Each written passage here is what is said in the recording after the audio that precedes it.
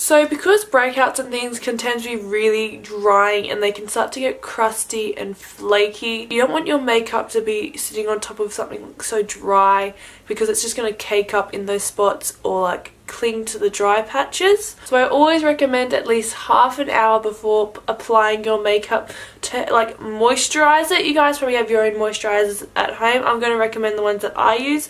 They are 100% natural. They are incredible. I'll just on my face on either side. So I'll do a couple drops on either side and then just rub it in, making sure I have clean hands.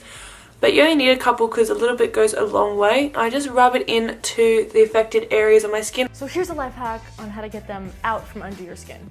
It is a little time consuming. You have to do this literally for like 10 to 20 minutes straight. But how bad do you want that baby out, right? So you take an ice cube and you kind of go over it or hold it on it for like 20 seconds if you can bear doing that. And then you take some hot water and go over that. And then switch it with the ice cube and go back and forth, but for like 20 seconds each.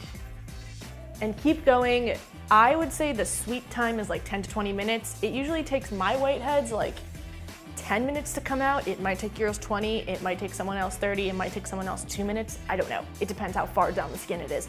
But just go over and over with an ice cube and some hot water, and the underskin pimple is gonna kind of just no longer be under the skin, and then you can deal with it then. I won't tell your dermatologist. But I use a nourishing oil. So these are basically essential oils. So they're 100% natural. There's no chemicals, fragrances, whatever nasty you usually have in some moisturizers and things. You don't want to be putting that onto your face because the chemicals are going to soak into your skin and into your bloodstream and be pumped around your body, and you don't want chemicals in your system. So I always recommend using 100% natural products. So I'm using this Buddha Healing Nourish and Repair Facial Oil. These are homemade. They're made in the Blue Mountains in Australia with this Buddha Healing Hydrating Face and Body Cream.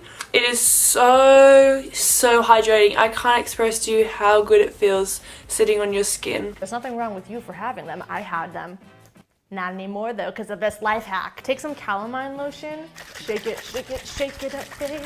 So if you put it on your skin wherever your acne scars are, mine were like over here, and do that every night until the acne scars are more or less diminished. And now that all of the fun stuff that we just did is off my face. My favorite life hack to cover up pimples, which may or may not work for you, it works for me. Have you guys ever seen these band-aids? You have to make sure that it's a hydrocolloid band-aid. Do you guys, have you ever heard of that word? If you put it on your face alone, it very much absorbs any oils. This is what it looks like. They also just happen to be my skin color. And if they're not your skin color, you can change that really easily. Here's where I'm getting at right now, okay guys? I like to take the Band-Aid and a hole puncher and hole punch the very sides of this Band-Aid because it's the flattest. And then you get a nice little pimple-sized Band-Aid, right? For the most part, this conceals it, but also gets rid of the acne. So, there. Then I like to conceal over it so it just matches my skin exactly.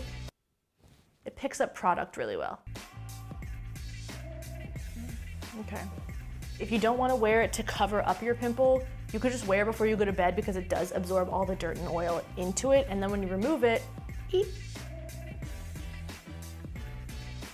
I'm going in with this Coconut Skin Smoothie Priming Moisturizer. It's good for sensitive skin, which is me. So I apply this to my whole face to really moisturize and help create a nice primed, tacky base for the products that I'm going to be applying on top.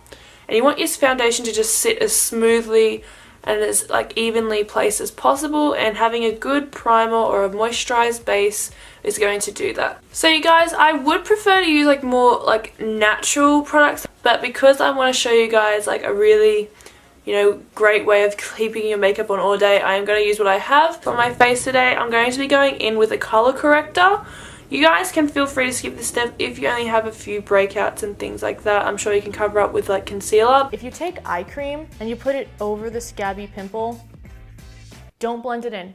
Let it sit. Let it sit for as long as it needs to sit until that pimple is no longer dry. It's kind of just skin again. To go in with my NYX Above and Beyond Full Coverage Concealer, and it's in the green tone one. The green one is great for redness, so for breakouts, for acne, the green one is the one to go for. So I'm going to start by applying this over the really aggravated spots, just with my finger to begin with. So grab your nice clean finger and start applying.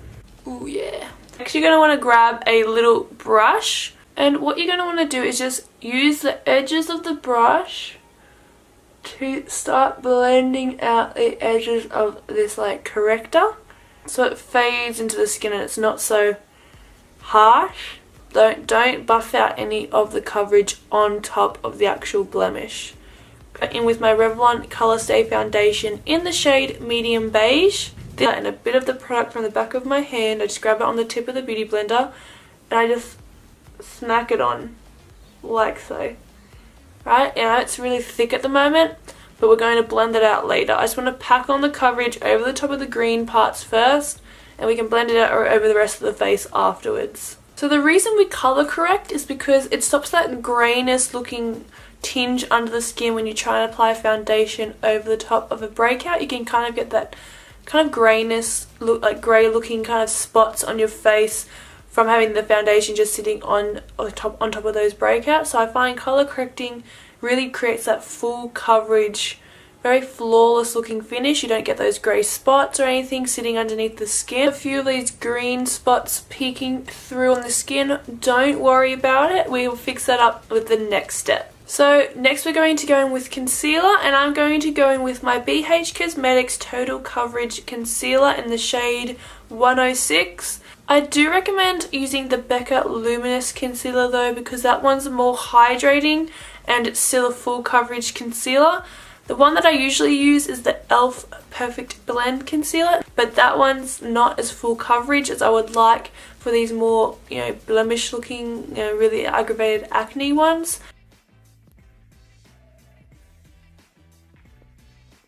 Face down, like normal. Hairs down.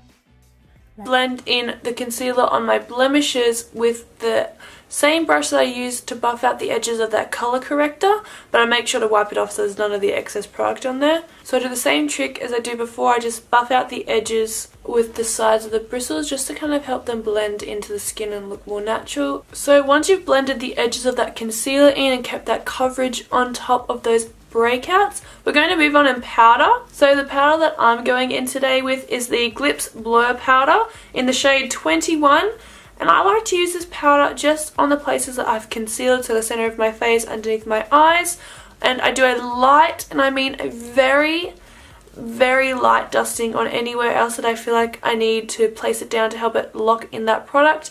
I try not to place any powder on my blemishes if I can help it, because I don't want to make them more dry and flaky or cakey looking. So I'm going to avoid the breakout areas and just powder the places that I want to, help lock that makeup in place. And then I'm going to go straight away and set my face in place to help rehydrate it and lock that product in so it won't cake up, it won't flake, it won't cling to any dry patches. With the finished makeup look, I just did like a monochromatic peachy makeup look. I'm loving this makeup look right now. Like these lashes, guys, like I am obsessed. These are the sultry lashes from Attitude.